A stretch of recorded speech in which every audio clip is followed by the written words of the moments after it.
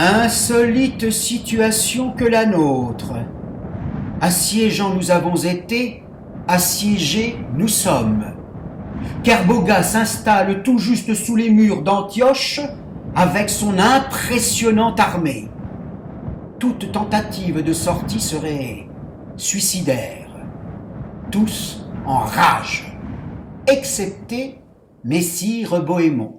Eh oui, sa bannière flotte tout en haut de la citadelle.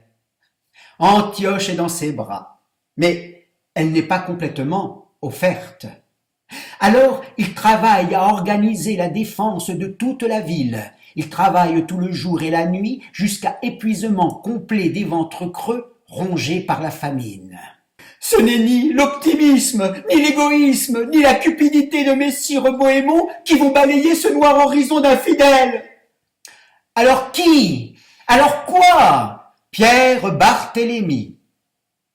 Qui? Pierre Barthélemy.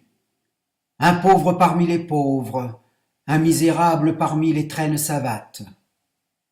Ce petit homme provençal, introverti, effacé, a durant des nuits entières été en relation avec Saint André, oui, l'apôtre. Il a dû forcer sa nature pour aller débiter ses visions à notre évêque du Puy. Selon Saint André, la sainte lance, celle-là même qui perça le flanc droit de notre Seigneur Jésus-Christ, se trouverait enterrée dans l'église Saint-Pierre d'Antioche. C'est d'elle que viendrait la victoire. Quel crédit accorder à ce genre de vision? Combien d'illuminés sont venus raconter des histoires délirantes pour nous sortir de cette souricière? Et puis, cette sainte lance n'a-t-elle point été vue à Constantinople quand l'ost notre Seigneur s'y trouvait?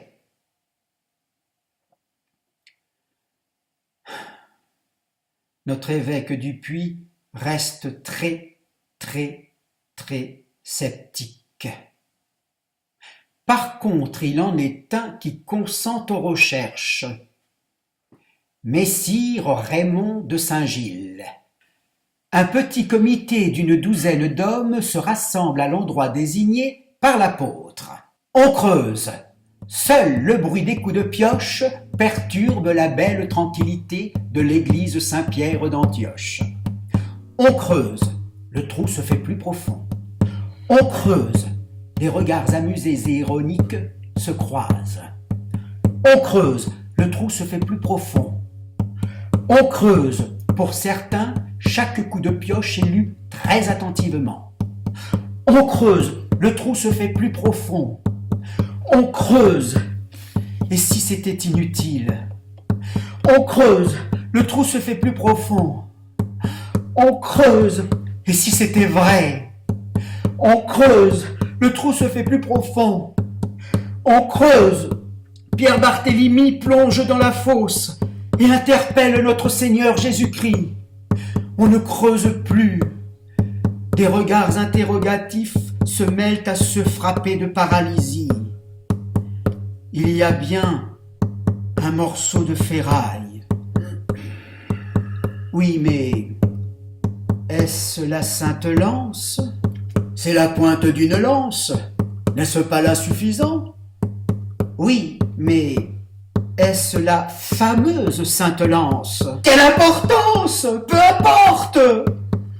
Justement, donnons-lui une importance. C'est sans doute le miracle que nous attendions. Ce morceau de ferraille galvanise tous nos gens. Profitons de leur enthousiasme retrouvé et que les sceptiques se taisent.